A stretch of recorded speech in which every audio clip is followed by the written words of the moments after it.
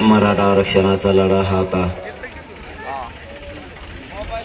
शेवटच्या टप्प्यात आलाय. सरकारनं बोलल्याप्रमाणे केलं नाही म्हणून आपल्याला पुन्हा मुंबईची हाक द्यायची वेळ आली. सुरुवात कर्मभूमीतून झाली आणि मुक्काम आरामाचा दिवस जन्मभूमीत आहे आज.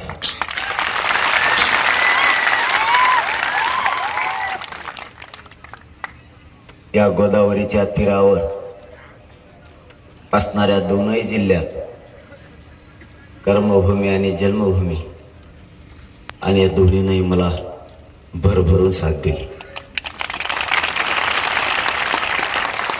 आज सकाळी अंतरवाली गाव सोडत असताना पाठबळ काय असतं आणि पाठबळ म्हणजे काय याचं जर उत्तर पाहिजे असलं तर सकाळचा अर्धा घंट्याचा वेळ आठवून बघा. मी आतापर्यंत 4.5 महिन्यात अंतरवालीचा शिव ओलांडला नाही. सभाच्या आणि बैठकाच्या कारण सोडून द्या, पण ज्या अर्थानं एखादा मुलगा 500-600 किलोमीटरवर या गोरगरीब मराठ्यांच्या पोरांना मोठे व्हावेत आणि कल्याण व्हावं म्हणून बाहेर पडतो, ज्यावेळेस अंतरवालीची शिव सोडली आणि गावाच्या डोळ्यात पाणी आलं,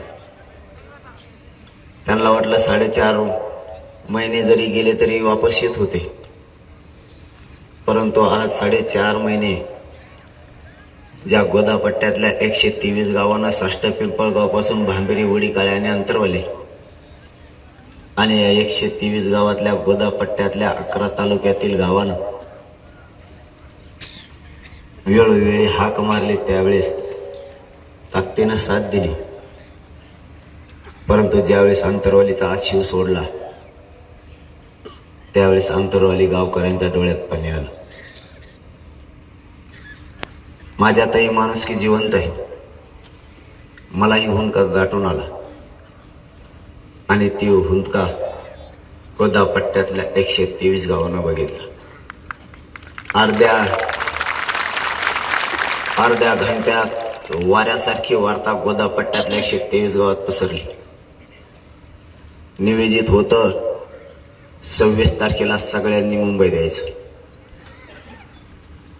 परंतु तो भावनिक झालेला आणि भावूक झालेला प्रसंग ज्यावेळेस गोदापट्ट्यातल्या 123 गावांना बघितलं आणि अर्ध्या घंट्यातच वार्ता पुऱ्या गोदापट्ट्यात पसरली आणि गोदापट्ट्यातले लोक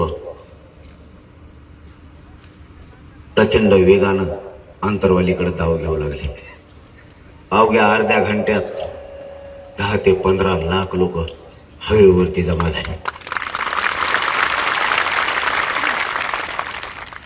असं वाटलंही नव्हतं की इतक्या ताकदीनं मराठा समाज आज येईल.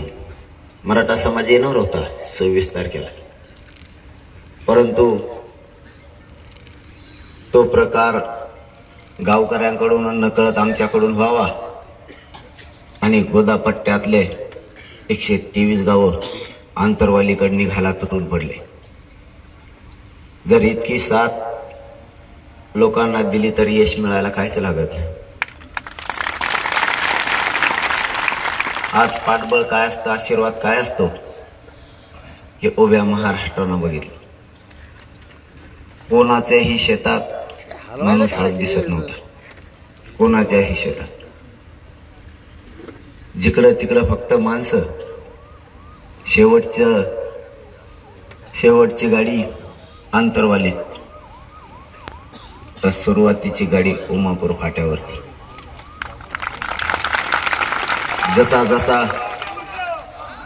जसा जसा गोदापट्ट्यात ही वार्ता पसरली तसा गेवराईपर्यंत येऊस तर आणि गेवराईच्या पुढं 3 किलोमीटर आलो तरी शेवटची गाडी ही अंतरवालीतच होती. इतक्या ताकदीनं मराठा समाज एकवटला. या पाठीमागचा उद्देश एकच. आता मी जास्तीचं नाही भाषण करणार, कारण आज खूप दमलोय आम्ही सगळेच, आणि उद्देश तुम्हाला माहिती. असा एकही महाराष्ट्रातला मराठा समाजाचं घर किंवा माणूस राहू नये की त्याला आरक्षण नाही मिळालं. आणि नेमकं हे पुण्याचं काम करण्याचं वैभव माझ्या वाट्याला आलं, आणि मी या गावचा आणि या जिल्ह्याचा, या गावचा भूमिपुत्र पण आणि जालना जिल्हा कर्मभूमी पण, या गोदापट्ट्यातल्या गावकऱ्यांना साथ दिली आणि आज मोठ्या ताकदीनं मराठा समाज उसळला. माझी या मातोरी गावातून महाराष्ट्रातील मराठा समाजाला जाहीरपणानं विनंती. आता सरकारला विनंत्या करायच्या मी बंद केल्या. आता त्यांना विनंती नसतो करत मी. त्यांना जितक्या दिवस विनंती करायचे तितक्या दिवस केली. त्यांना जितक्या वेळेस सांगायचं तितक्या वेळेस सांगितलं. त्यांना हे जर करायचं असलं ना, शांततेत चालावं लागतं. मला नाविलाजानं आज 20-25 हजार गाड्या वापस पाठवावं लागल्या. 20-25 हजार आकडा लक्षात येतो का तुमच्या? मी सांगितलं तुम्हाला, आपल्या गोरगरीब मराठ्यांचं कल्याण व्हायचं यानं अशी संधी आपल्याला पुन्हा सोडायची नाही. इथं आपल्या पायऱ्यालीत असलेल्या सगळ्या बांधवांना पुन्हा एकदा सांगतो, आज आपल्यापासून कोणाच्याही बांधवाला इजा नाही झाली पाहिजे. वाहनं व्यवस्थित चालवा. असे वाहनं वापस पाठवायची वेळ माझ्यावर येऊ देऊ नका. तुम्हाला पळून नेमकं करायचंय काय? पुढं गेलं तरी आरक्षण आहे, पाठीमागं राहिलं तरी आरक्षण. पुढचा आणि शेवटचा या आंदोलनाचा साक्षीदार आहे. 25,000 गाड्या वापस पाठवणं म्हणजे 1.5-2 लाख लोक वापस पाठवायला लागले. तुम्ही शांततेत राहा आणि तुम्ही शांततेत गाड्या चालवा. उद्या सकाळपासून ज्यावेळेस आपण इथून निघतो त्यावेळेस एकामागं एकच गाडी पाहिजे आणि शांततेत पाहिजे.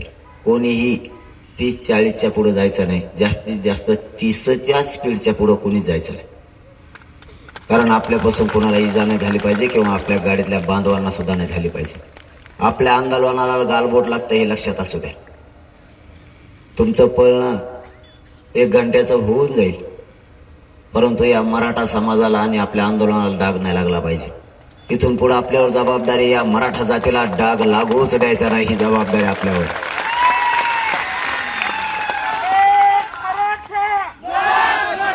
छत्रपती शिवरायांचा अश्वारूढ पुतळा याच्या पाठी सगळ्यांनी राहायचं. प्रत्येकानं 10-10, 5-5 फूट अंतर सोडून चालायचं. जर दुसरी गाडी पास करायची असली तर रस्ता सुद्धा पाहिजे.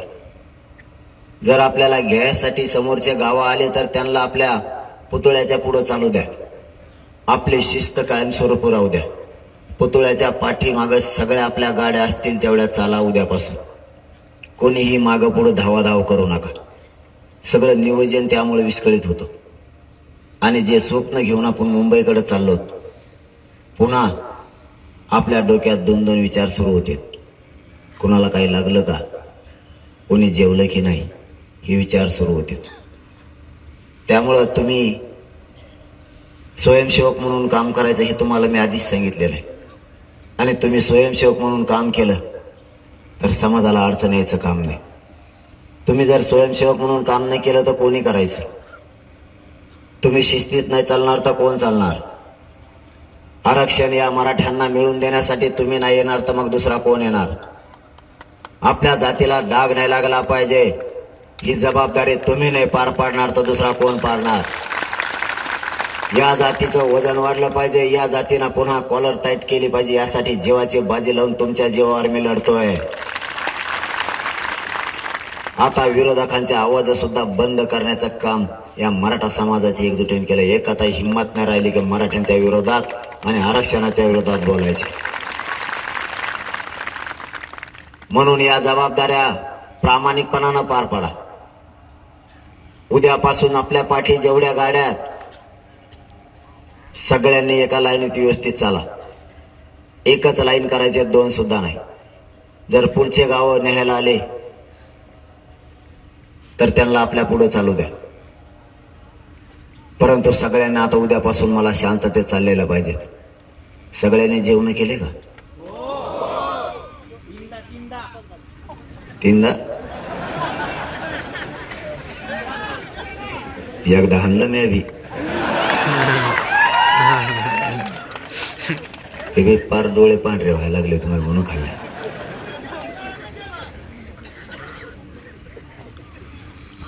तसं गाव माझं आहे म्हणून नाही स्तुती करत. शेवटी उपाशी नाही मरू द्यायचं कोणाला याची खात्री आहे मला. आणि मी ज्या ज्या गावात जाईल ते गावच माझं होऊन जात.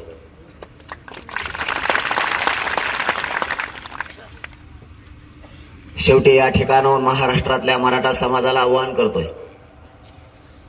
या मातोरे गावातला आपला पहिला मुक्काम आणि या गावातून महाराष्ट्रातल्या मराठा समाजाला जाहीरपणानं आव्हान आहे. आता मागं नाही हटायचं. पुऱ्या ताकदीनं सरकारशी आणि आपल्या आरक्षणासाठी लढायला सज्ज व्हायचं. 26 तारखेला मुंबईतल्या गल्ली गल्लीत मराठा आणि फक्त मराठाच दिसला पाहिजे इतक्या ताकदीनं मुंबईकडे. विश्वाचा रेकॉर्ड मोडणारा समुदाय कोण असन तर तो हे मराठा. विश्वाचा रेकॉर्ड पुन्हा एकदा मोडायचा. इतक्या ताकदीनं ताकद दाखवा की मराठ्यांची एकजूट बघून अंगातलं रक्त सळसळलं पाहिजे. इतक्या ताकदीनं मुंबईकडे निघा. यांच्या मिटिंगा सुरू झाल्या. काय काय केलं आज दिवसभर काय बघायला मिळेल नाही. पळत येत म्हणते काय करते काय नाही, पळून होणार नाही. मला बोलत नाहीत. परत म्हणलेत आज मीडियावाले म्हणलेत ते म्हणलेत का नाहीत मला नाही माहीत. ते म्हणले आम्ही सगळ्या मागण्या मान्य केल्या तरी ते ऐकतच नाहीत. ती मुंबईला येऊन चूक करायला लागली. मी चूक करायला लागलो? 7 महिन्यात प्रत्येक वेळेस मी सरकारला माझ्या मराठा समाजाच्या वतीनं वेळ दिलाय. मी जर या समाजासमोर लाईव्ह बोललो नसतो तर मला यांनी प्रचंड अडचणीत आणलं असतं. माझं आणि माझ्या मराठा समाजाचं नशीब बळकट होतं म्हणून मी लाईव्ह समाजासमोर केलं आणि सरकारच अडचणीत आलं. काय बोलणे झाले हे मराठा समाजाला माहिती. काय चर्चा झाल्या हे समाजाला माहिती. सांगण्याची गरज नाही. हो सर. त्यामुळे यांनी किती डाव टाकण्याचा प्रयत्न केला आणि खोटे आरोप करायचा प्रयत्न केला तरी माझा समाजात गैरसमज पसरत नाही. आणि जर पसरला असता तर आज गेवराईपर्यंत 15 लाख मराठा आलाच नसता.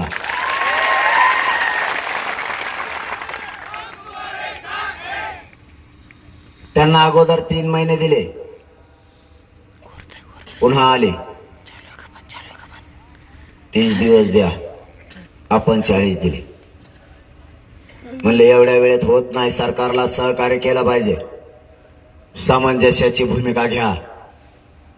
आणखीन 2 महिने द्या. 24 डिसेंबर पर्यंत 2 महिने दिले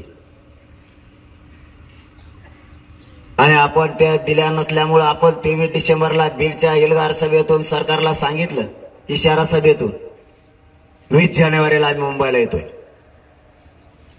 म्हणजे 23 डिसेंबर ते 20 जानेवारी म्हणजे 23 जानेवारीला पुन्हा 1 महिना होतो. एकूण महिने 7. या महाराष्ट्रात किंवा या देशात इतका वेळ एखाद्या मागणीसाठी कोणीच दिला नसेल इतका मराठा समाजानं दिला.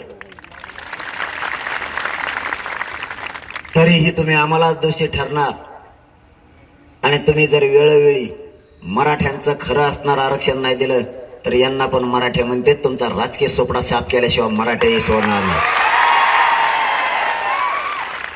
आमच्या लेकरांचं वाटोळं करून आमच्या मुलांच्या मराठ्यांच्या नरडीचा घोट जर तुम्ही घ्यायला निघाले तर तुमचाही राजकीय बिमोड करायला मराठ्यांना 1 तासही लागणार नाही. इतके शक्ती या मराठ्यात. शेवटी काय करायचं तुम्ही बघायचं. पण आपण मुंबईकडे जाणार आहे.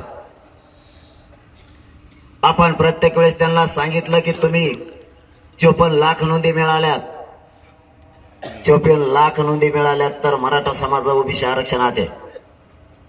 ज्यांच्या ज्यांच्या नोंदी मिळाल्यात त्यांना त्यांना प्रमाणपत्र द्या. म्हणले तुम्हाला 20 जानेवारीला यावंच नाही लागणार. मंत्रिमंडळातले सहकारी प्रमाणपत्रच काय, क्युरिटी पिटिशन सुद्धा तुमच्यामुळे दाखल केली. ते सुद्धा आरक्षण मराठ्यांना दिलं जाईल. दोन्ही आरक्षण मराठ्यांना दिले जातील. आमचं एकच म्हणणं आहे की सुप्रीम कोर्टातलं रद्द झालेलं आरक्षण मराठ्यांना कधी नाकारलंच नाही, परंतु ते टिकणार आहे का? जर रिव्ह्यू ओपन झाला असता तर ते आरक्षण टिकलं असतं. कारण रिव्ह्यू दाखल केल्याच्या नंतर तो ओपन कोर्टात येतो.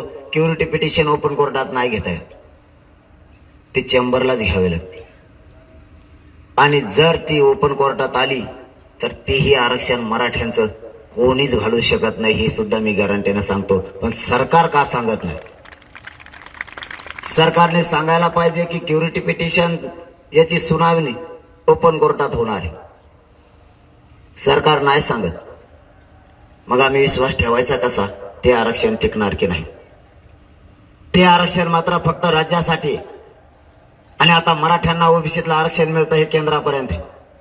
मराठ्यांच्या लेकरांना केंद्रीय कॉलेज सुद्धा मिळणार आहेत आणि केंद्रीय नोकऱ्या सुद्धा. मग हे जर हक्काचं आरक्षण आहे तर 54 लाख पत्र तुम्ही द्या. काल माझ्याकडे वाणगावचे लोक आले होते. एका पत्रावरती म्हणजे एका नोंदीवरती 250 जणांना लाभ मिळाला. एकाच नोंदीवरती 250 जणांना. मग 54 लाख जर नोंदी सापडल्यात, जर तुम्ही ते प्रमाणपत्र मराठ्यांना दिले आणि एका नोंदीवर फक्त 5 जणांचा जरी फायदा झाला तरी आजच 2 कोटी ते 2.5 कोटी मराठा आरक्षणात गेले. मग तुम्ही का देत नाही?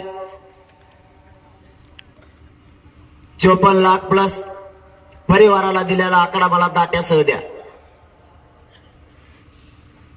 आणि सगळ्या सोयऱ्यांचा वट हुकूम काढा. यांनी उलट केलं आणि दोष मला द्यायला लागले. यांना काय झालंय मला नाही माहित काय झालंय. यांना वाटतं हेलेच नमुना लागला आपल्याला. कारण मी समाजाशी नाही गद्दारी करू शकत. तुम्हाला सांगतो, जो अध्यादेश परवा काढला तो जर समाजाला दिला असता तर समाज हा म्हणला असता. सगळ्या सोयऱ्यांचा अध्यादेश निघाला, वट हुकूम निघाला, समाजाचं कल्याण झालं. पण तो वट हुकूम चालणारच नाही हे मला माहित होतं.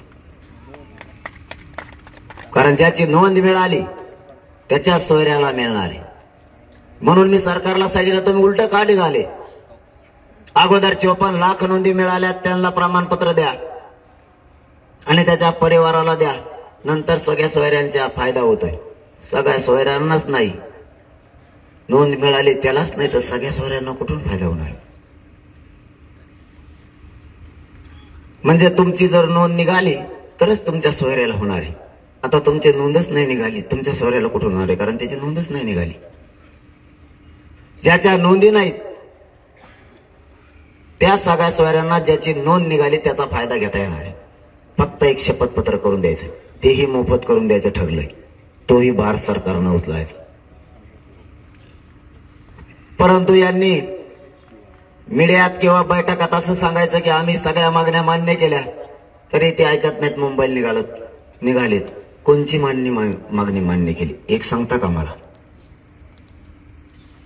मी आज मातोरे गावातून तुम्हाला जाहीरपणानं सरकारला आवाहन करतो, तुमच्या दमासंतर समोर चर्चेला या. मी जर चुकीचा निघालो तर मी मुंबईला न जाता अंतरवालीत जाऊन आंदोलन करतो. आपला शब्द आहे आणि एकदा शब्द दिला तर सरकारला माहिती आहे मी बदलत नाही. आणि म्हणूनच सरकार माझ्याकडे येत नाही. त्यांना माहिती आहे तिथं गेलं की अडचणीत आणतंय. कारण मी माझ्या जातीच्या बाजूने, तुमच्या नाही. तुम्ही कागद दिला तो खिशात घालून नाही हिंडू शकत आम्ही. फक्त तुम्ही शांततेत तिथपर्यंत चला.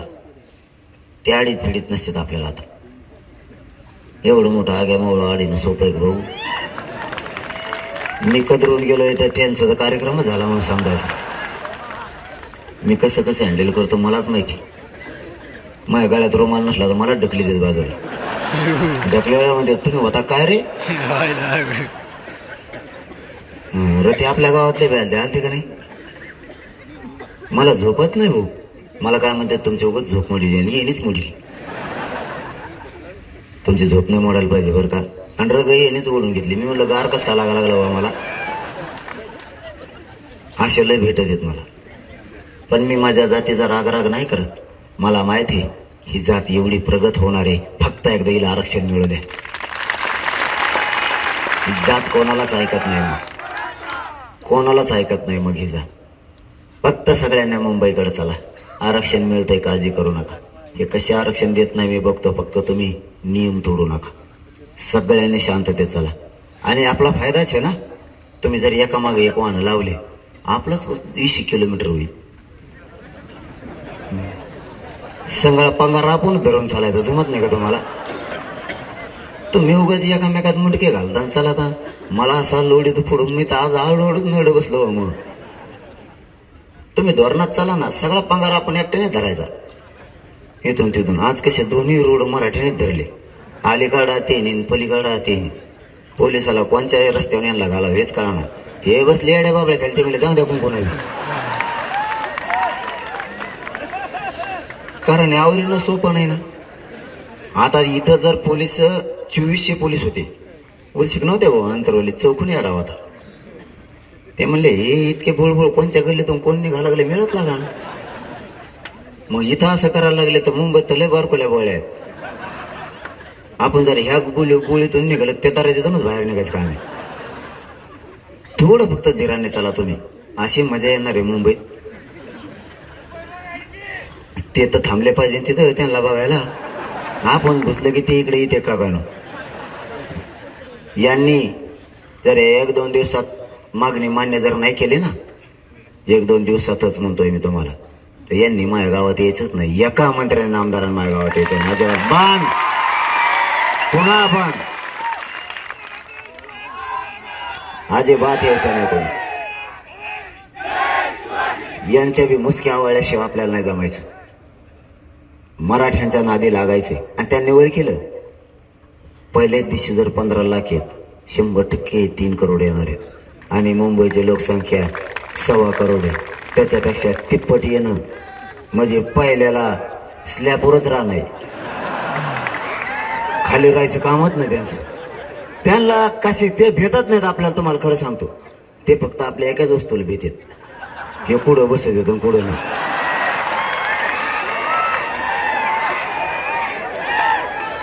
त्यांना वाटतं याने बसून आपल्या गादीवरच फुल लोड मध्ये येते. ते म्हणून त्यांना वाटतं 2 महिने बसू द्या, काही ताण नाही आपल्याला आझाद मैदानला. पण हे दुसरी गोष्ट कुठं टकीत येत. ते फुल टेन्शन मध्ये येत.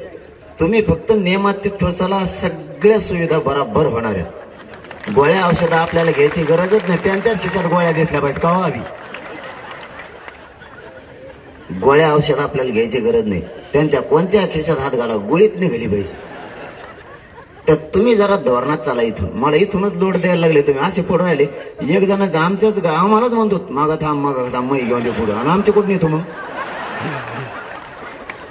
आले नमुने बाजूच आहेत. आणि 9च्या पुढं मला नुसते कोणी टाकलेलं दिसून द्या, मग सांगतो तुम्हाला.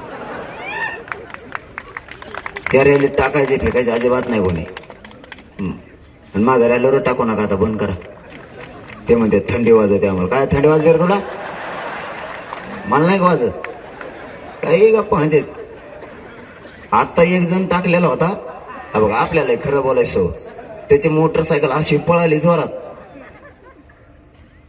ते नाली नसती का, पण बारीक नाली होती बुजलेली. त्यातून सनाट गेला रोड सोडून, पलीकडून निघाला, वळून आणली त्याने, परत रोडला लागला. कमालच पोर द्या रे. झालं की नाही त्या फाट्याच्या माग आता. इतकं जोरात पळ झालं, सनाट त्या नालीत गेलं. नालीतून पलीकडे वावरातून वळून परत डांबरी लागलं. आणि आम्हालाच म्हणतो टाकलेलाचा फायदा हे बघा.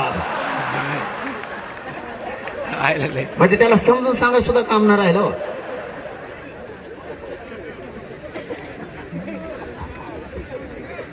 माघारी येऊस तर कोणी टाकायची नाही, कोणाला टाकून द्यायचे. गाड्याचं रक्षण करायचंय.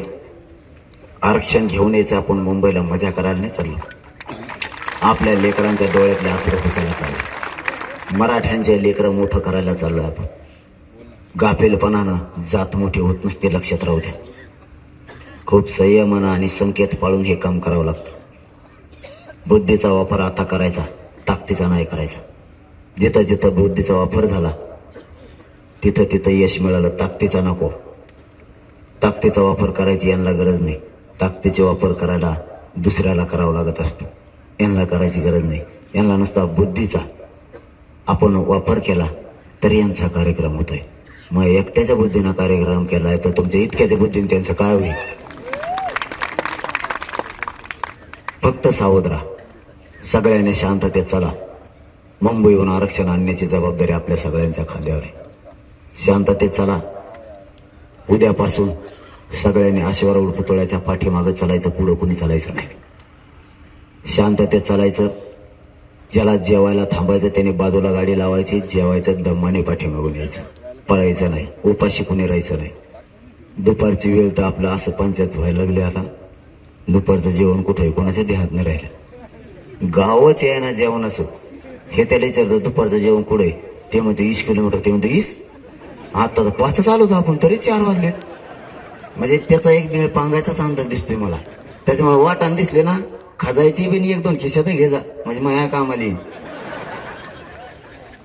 आता इथून पुढं तसं करायचं. वाटाण स्टॉल लावले बना, दन गाड्या उभा करायच्या बाजूला, खायचं आणि पाठीमागून यायचं. पंक्चर झाली पाठीमागून दम्मान यायचं.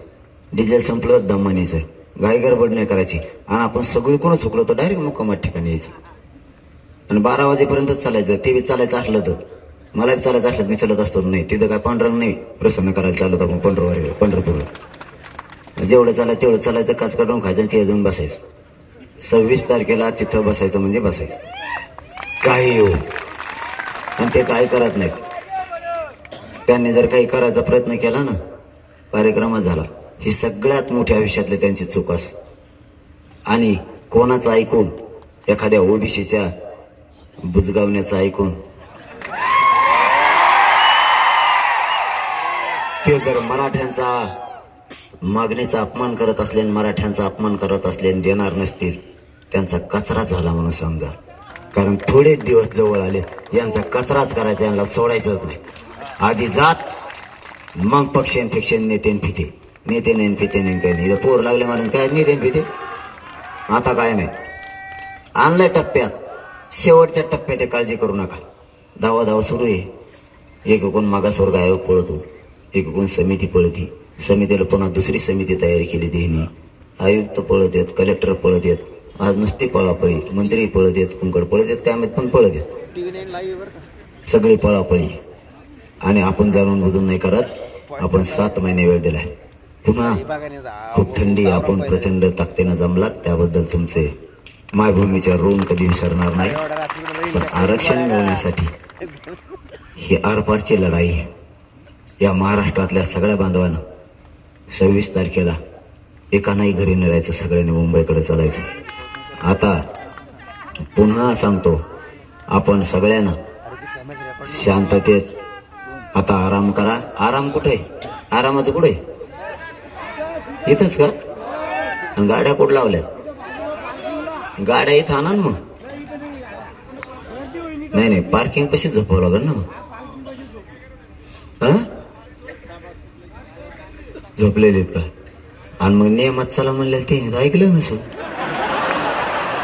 अरे मग सकाळी आपल्या 8 वाजता बैठक पुन्हा आपली. अरे मेन ऐकणारे तिकडे राहिले तर मग काय ते तर पळीते नसते. म्हणते मेन ऐकलं पळव तुला काय करायचं. मग ते सगळे खेळ पांगण. परत सकाळी 8 वाजता आपली बैठक आहे. सगळ्यांनी या ग्राउंडवर आपण आपल्या गाड्या घेऊन या. सगळ्यांनी गाड्याजवळ झोपा. नसता गाड्या या ग्राउंडवर आणा. सगळेजण या ग्राउंडवरच गाड्या लावायच्या आणि गाड्यात झोपायचं. चला, धन्यवाद. जय शिवराय.